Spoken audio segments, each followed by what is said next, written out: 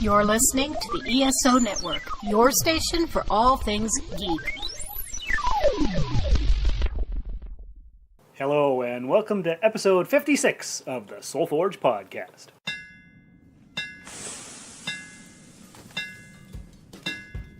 Welcome to the Soul Forge, a place of silent mystery, quiet contemplation, and outright mayhem. Join your host, Shawn as he guides you through the adventures of living. Together, we'll talk about life and love, sex and dating, joy and heartache, memories and loss, and so much more. Don't worry, it's not nearly as pretentious as it sounds. Get ready for life, the universe, and everything on the Soul Forge.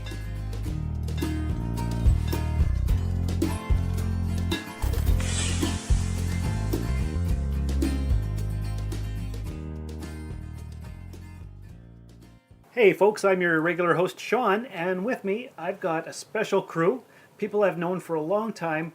They're making their debut on the Soul Forge podcast. To my left I've got Dave. Say hi, Dave. Hello. To Dave's right and my left I've got Rene. Hello. And to my right it's Bob. Hello. They sound very enthused to be here. It's very exciting. We're at Rene's basement. His family is out of town, so we all thought we'd get together and record a podcast about forks in the road, which was Dave's idea. Say something, Dave. It's your idea. Full of good ideas. Let's see where this thing goes. All right. So, Dave is up from North Bay. He traveled up here, yesterday? We came up yesterday, drove about 3.5 hours to visit Rene. His family's out of town. We haven't seen each other for a little bit, so it's always good to reconnect. Rene and Dave are cousins. Right. Yes. Yeah, we go way back. We go way back. We all met, you guys met wherever you met because you're family. Dave and I met in, I believe, 1996 in North Bay. You went to Canada College. Yeah, I was in Canada. I was taking broadcasting. You went to Nipissing. We had some similar friends. Yeah, you were dating a girl.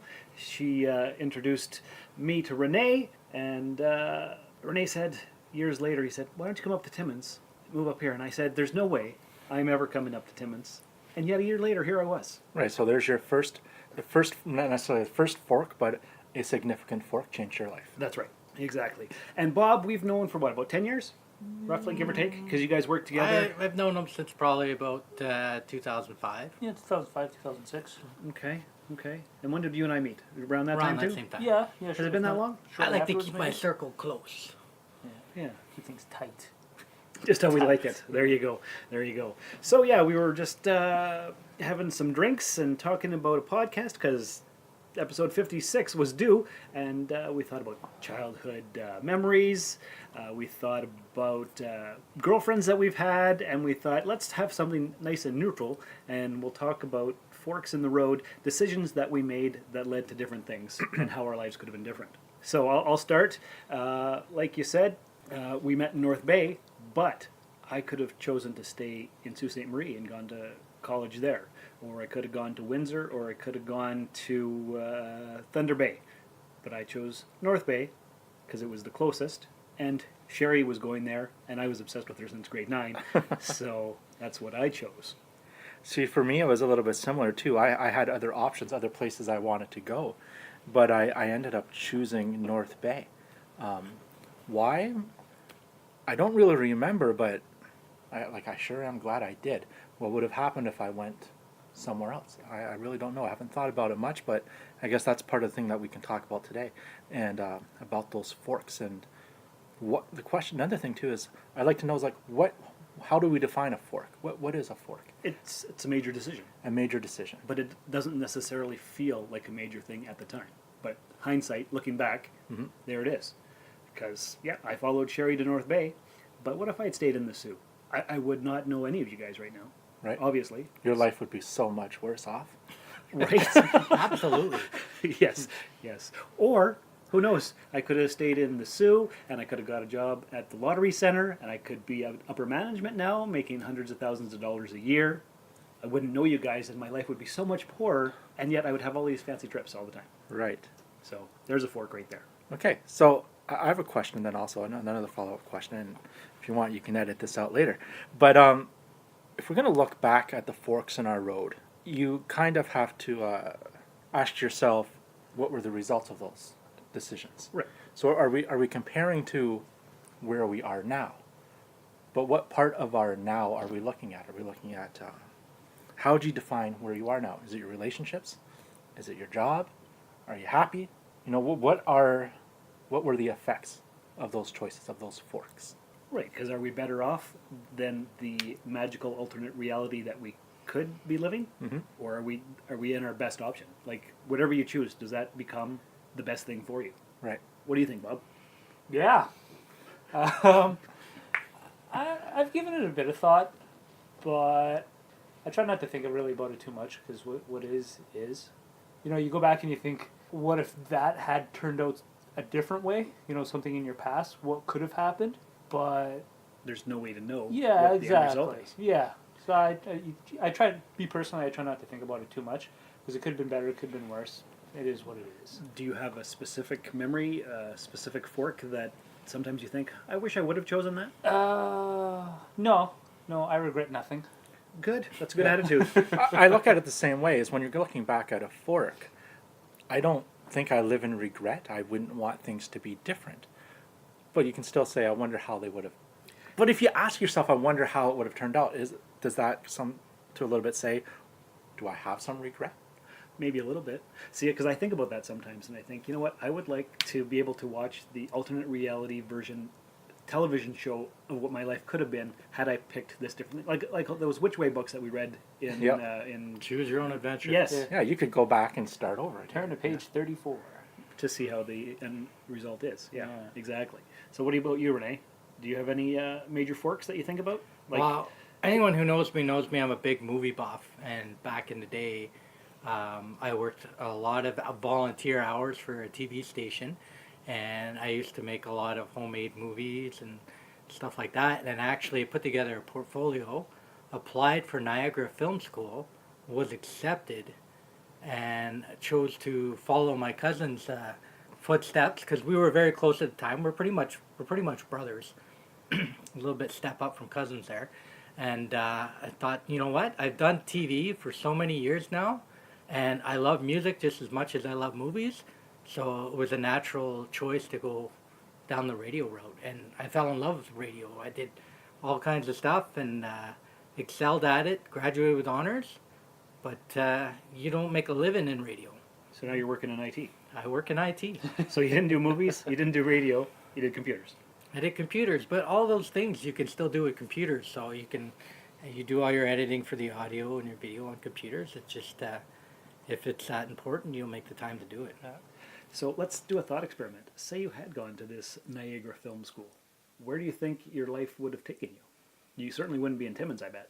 I highly doubt I'd be in Timmins. I question whether or not I would have ended up back in my hometown. Because you guys are both That's from, not good. both from Aurelia, right? Yeah, we Right. both kind of escaped Aurelia. We reached escape velocity and never got pulled back in, but it's still good to visit, and there's still a lot of family there. But I don't know, either I would have been the next Quentin Tarantino, or I would have been the next guy working at Walmart or KFC or something, who knows. You'd be that really snobby guy working at Blockbuster telling people to rent the For art films. sure. I'd be the Blockbuster guru. That's a dead-end job right there. Exactly. So in the hindsight, I would say I definitely made the right choice. And all the forks I chose in the paths I went on led me to really great family that I have and I built with my wife, who is my best friend. And Hey, it's all good. Second best friend. yeah, second best friend, right? Hi, I'm Joe Heath, I'm Tony Heath. and we're going to watch every episode of Doctor Who and then talk to you about it. Every episode? Every single one. In order? From an unearthly child to, the future. And we're going to do it in a podcast that we call The Watchathon of Rassilon. Watchathon.com. And we're also a part of the ESO network, so check us out or whatever. Please, Stay Rassle Awesome. stop trying to make Rassle Awesome a thing. Nope. Anyway, so yeah, so you have been here in Timmins for how long? I've been in Timmins for almost 18 years. 18 years. Okay, so you got here in 2000? Well, early 2000, late 2000, 2001 time, Okay. somewhere around there. Yeah, because I got here in March of 2003. Yep, Just about a year after you moved here, I guess you'd said, "Why don't you come on up?" absolutely. And I said, "There's no way in hell." I don't know anybody here. I need more friends. You should move up. Yeah, And I didn't know anybody here. yeah. And you didn't come. I didn't. No. You waited for some lady to entice you to come up. Yes, because I was living in North Bay still. Yeah. And Lynn and I met, which you can hear all about on episode 39 of this Soul Forge podcast. So I won't get into it much further there. But anyway, needless to say, she was from here. She got a transfer up here. And wouldn't you know it, this is where I found myself. The last place I ever thought I'd be. Oh, at least there was somebody you knew. At least there was somebody I knew. Yeah. Yeah. So I came to Timmins, or as I like to call it, the land that culture forgot. Here I am. Dave, you're still in North Bay. I am. So I look back. I remember now why I went to Canada, and it's forks. It's fork after fork, right? I wanted to go to Ryerson. That was my goal. I wanted to take radio and television arts. My English marks were just not good enough. I didn't get in. So I said, well, if we have Canada, they have a radio program and a television program. That's going to be my way. So I enrolled in broadcasting radio, went through there, but they forced me to take a course on making web pages. Oh. As soon as I took that, I knew that's what I wanted to do. I abandoned radio, television. I went right down into the internet, and I've been there ever since. And the internet was just in its infancy back then. That's right. It was just starting out. And now, what do you do for a living? So now I own a web and marketing firm. We're based out of Toronto and Montreal. I do that all day, every day, and it's still fun. You're enjoying it still. Yep. So you picked the right career. I picked the right career. I chose North Bay, right? And I met my wife. She went to Nipissing. I knew her from those days. How well? No. Not as well as you know her. And so then we met. I had a job. She was still in school. We stayed in North Bay. She got a job right away. We've been there ever since. And North Bay is a beautiful town. It is. It is. It has a lot to offer. It's getting better and better. I love visiting the cities. Like I like going to Toronto, but I also like being able to drive to work and it only takes me 5 minutes. Which is nice. Yeah. Mm-hmm. North Bay is real hot on the TV and movie scene right now. All the Hallmark movies are filmed in North Bay, and you've got that new Carter movie. Carter TV show that's being filmed there. Jerry O'Connell, right? Jerry O'Connell. Yeah. Have you met him? I've shaken his hand. He wouldn't remember me, but I definitely got to meet him. Which hand did you shake? Both, actually. Nice. Yeah. Nice. Have you met any other famous people? No, not really. No. I try not to get too starstruck, Well, I understand that. Yeah. I remember I went to, I was in Sudbury for some reason, and I went to some restaurant. I think it was the Keg maybe. And Dominic Purcell was there. He played Lincoln on Prison Break. Mm-hmm. And I didn't recognize him, but the waiter's like, "Hey, look at, you know who that is over there?" I'm like, "Oh, that's cool." But I wonder what it would take, though. What would it take for you to go up and see someone? Would it take a Star Trek actor? Would you go? if it was Patrick Stewart sitting Yep. there, I don't know what I would do because I wouldn't want to really disturb him. First thing I'd Just say say thank to you, him just is, say no, thanks." no, you just say, you should have killed me when you had the chance, Charles. No? Probably not. No? Maybe. Magneto? Okay. Never They're meet your all heroes. full lights. Never meet your heroes. Never meet your Have, heroes. have you met your heroes? No, that's the point. Never meet your heroes. Just in case, right? I in met case. Lance Hendrickson, and he is amazing. But he treated me like a child. Probably Your because I mom wasn't here? very talkative. I was very starstruck when I met You him. are a man-child. I am a man-child. One of the most accidental celebrity forks that I ran into was at a Tim Hortons in the Toronto airport area. And who was up there getting a coffee? Randy Quaid. Cousin Eddie. I was like, couldn't even talk to him. And I kept pointing him out, talking to my friend about him. He looked over, he saw us looking at him, got his stuff and bolted. Jumped in his rental car and he was gone. Well, he's kind of a crazy dude. And this was before everything happened, before the whole Hollywood Mafia and everything. So Did you thank him for saving the world? I wanted to. Yeah. I saw Drove James that Cameron far? at the airport once. Oh yeah. Yeah. I'm pretty sure it was him. It was an old guy with white hair. Come on, how many of those? Are there? Well, Dude, him or Chuck Norris, like. Yeah. so Bob, tell us more about yourself. You're from Timmins, No, but I've been here for 33 years. and you just turned 39. not too long ago. That's right. Yeah. So I moved here when I was 6. no. I moved here when I was 7, so it'd be 32 years. Long time. Yes, a long time.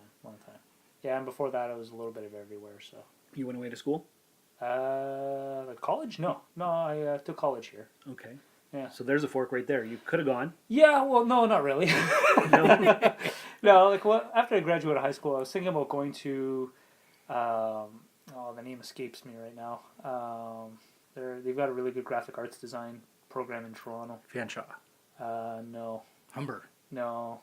I have no idea. Anyway, Doesn't yeah, I just couldn't afford to go when I was 18 or 19, so I just jumped into the workforce.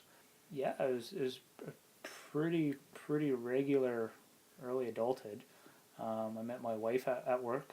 I'd say probably, I don't know if I'd consider it a fork, but probably one of the better things that's ever happened to me was I got fired from the job where I met my wife at, and that set me on a completely different life path, as opposed to just staying at that job. And that actually, with that path, I actually ended up going to college and getting actually a really decent job. That's where you got to meet me. Exactly. Yeah. So There you go. Notice So you that got- all is pointing back to Rene, right? Well, it is his house that we're Yeah. in, so that makes Yeah. sense. Renee's like a big black hole. I'm like the chia pet, and you guys are like the fur growing on me. I don't think I like that reference. So back to your story, you got fired. So that's like an unintentional fork. It wasn't through a choice of your Yeah, own. yeah. Like basically made a choice to do this or do that, and I did that, and it got me fired. It wasn't justified getting fired because obviously the government put me on unemployment and then sent me back to school. Yeah, and then I ended up taking electrical engineering, and then I ended up working at the phone company, and then I got a different career path after that. Now I'm a gas fitter, working in a utility, and everything's pretty hunky dory. So your life is pretty great. Yeah, I can't complain. So all the forks led you to your ideal life.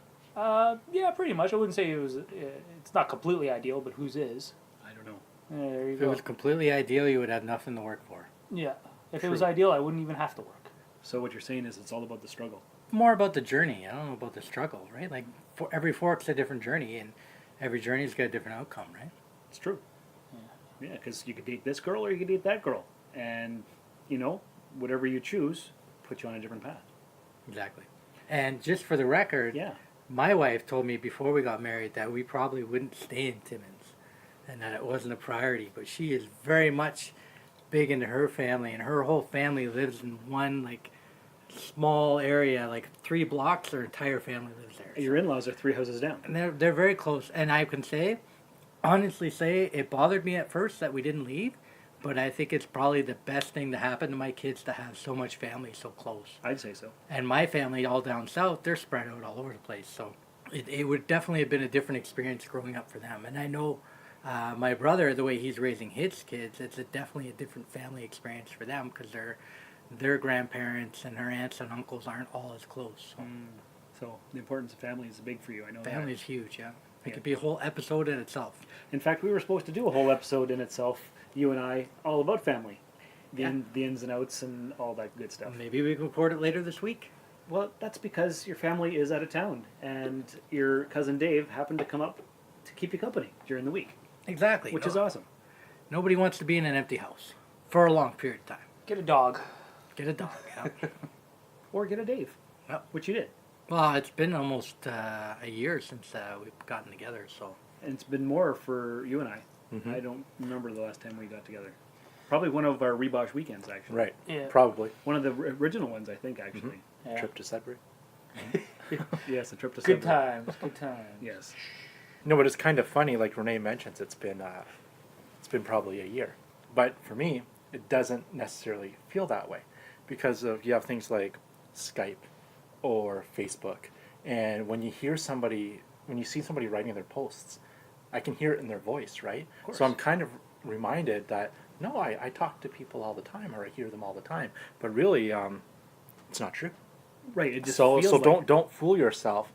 While those things are okay, you kind of stay in touch a little bit.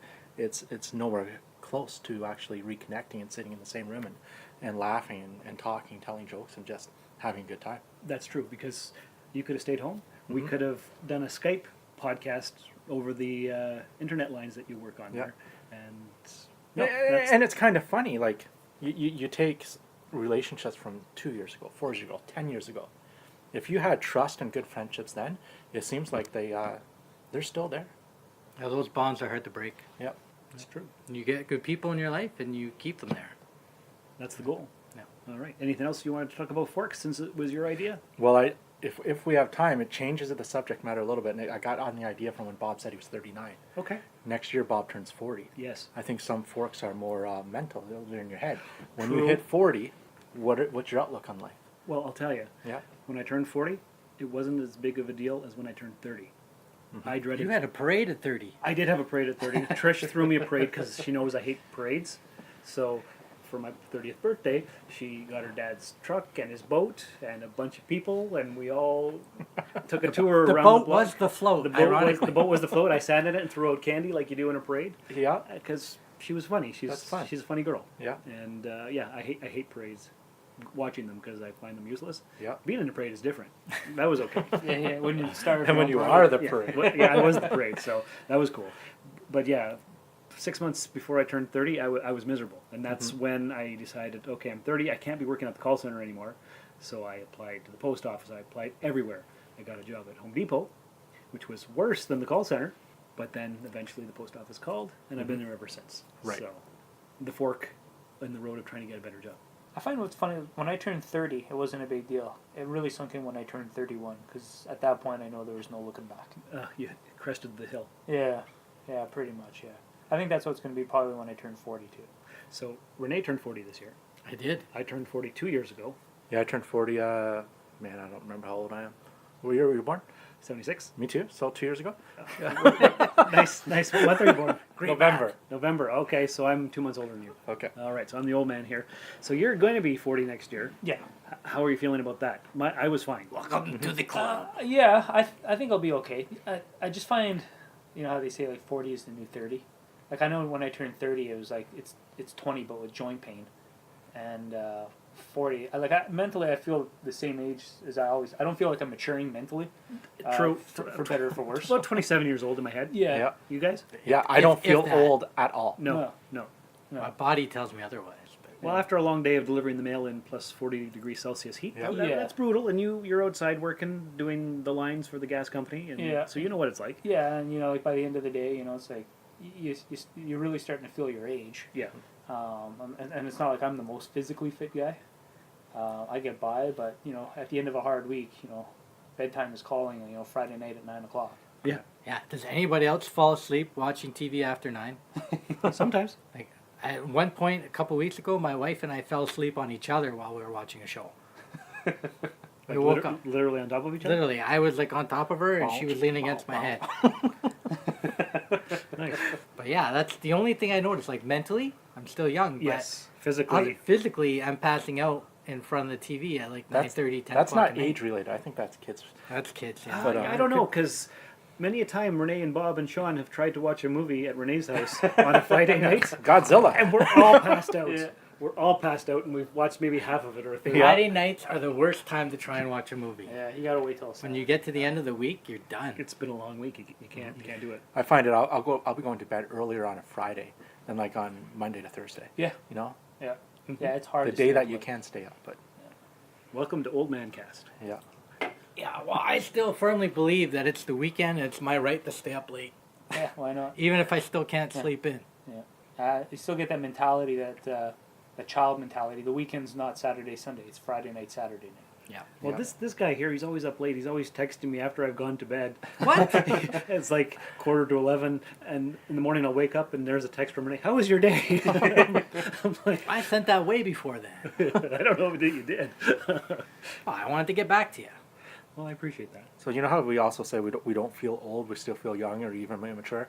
Do you ever sometimes feel like get surprised that you actually pay your own bills? Like, yeah, that's my house. I'm paying that. I'm paying those utilities Yeah. every month. Yeah. And you look at everybody else and you think, oh, there's an adult, and the Yeah. guy's like 32 or something. Yeah, he's younger than us. You know? Yeah, so many people look so much older than us. I can't get over that. And Yeah. they're way younger. Yeah, it's weird. And I always felt like the young person on my street, because I live on a little cul-de-sac, until our next door neighbors moved in this past winter, and they were only 32 and 33. And I was like, oh, okay, I guess I'm not the young person anymore. Maybe I need to act a bit more mature, but it's hard. Because why do you want to? Yeah, Eh. yeah, I watched a movie last weekend. It was called Tag. yeah. Oh, Yeah, how we is watched that? We talked about that on the Rusted Robot podcast. It is funny. It's Is it like good? a one-time watch type Yeah. of movie. Yeah. But it's funny, and they have a saying in the movie, something along the lines of, "You only start getting old when you stop playing." I like Because it. these guys have been playing the same game of tag for like 20 years or whatever. Right. Or yes. longer, I think. I think it was 30-something years. 35 or something. Yeah. Yeah. So it was worth watching once at least. It's, yes. Yeah, Okay. it's a cute movie. It's fun. Because we reviewed the trailer on Rusted Robot, so we were... Yeah. And it's a true story, too. Yeah. Like, based on a true story. Mhm. Yeah. Right. You only start getting old when you stop playing. Yeah, I've got everything I need to play games here. I just prioritize my time in other ways. Not me. Lots of gaming and reading. Joys of not having kids, right? There you go. Yeah. Right on. So do we have any other topics of discussion before we close out the podcast? Well, you can grow old, but you don't have to grow up. I think that's the main message there. And the friends that you have in your life that are always there, those are the ones that you got to make sure to do that extra mile to make sure you see them and get together with them and reconnect as much as you can. Because we're all getting older too, right? Whether we choose to acknowledge it or not. Yeah, and when something's important, and if you know it's important, I was doing some research a couple weeks ago about project management. Because I find like I have a busy life, it's full of lots of stuff. And I've been working really hard on changing my life full of stuff to changing it to fulfilling things. Yeah. So I thought maybe some project management would help me. I came across a quote, and it said, you need to know what your goals are. If you don't know what your objectives are, you're never going to get to where you want to be. And then it went further to say that your priorities are the things you do to achieve your goals. And that really, unless you're like the manager at a Toyota plant, project management isn't important at all. So priorities, my goals, family, strong family, priorities. Rene asked me to come visit. It was a yes, we hopped in the car and I was here. So having those priorities, it's important. It is. You're right. Very good. I like that. That was a fork that you took to choose to come up here. Yeah, and if I didn't choose the right fork, I would have been in Cochrane, I think. Sounds about right. 11-101. Yeah, because that's a literal fork in the road. You're right. All right. So, do you guys, are you on social media? Do you have any Twitter accounts, any Instagram stuff that you'd like people to follow? At David Dunkley, pretty much anywhere. Okay. Renee. At the Dunk Fodder. That's _ Dunk Fodder. DUNKFODDER. That's on Twitter and That's Instagram? just Twitter and Just Instagram, I Okay. think. And Bobby. I'm on Facebook, but I don't like it. So. Okay, well, that's fair enough, and everybody knows where they can reach me. So, thanks for stopping by the Forge, and remember, 2 roads diverged in a woods, and I took the one less traveled by, and that has made all the difference. This has been another episode of the Soul Forge Podcast. Contact the show by emailing soulforgepodcast@gmail.com or by tweeting soulforgepod on Twitter. Visit us at soulforgepodcast.com, and remember, the best way to show your support is by leaving a 5-star review in the iTunes Store. And, if you would, please check us out and like us on Facebook. The Soul Forge Podcast was written, produced, scored, edited, engineered, and directed by Shawn Vanderloo. Find me on Twitter and Instagram at Darth Vaderloo. For more great content, you can listen to my other podcast, The Rusted Robot. Thanks for stopping by the Forge. We'll keep the fires lit until your next visit. I could do this all day. This has been a broadcast of the ESO Network. Be part of the crew and help support our shows by donating to our ESO Patreon or by shopping through Amazon.com or the TeePublic Store, which can all be found at www.esonetwork.com. The ESO Network, your station for all things geek.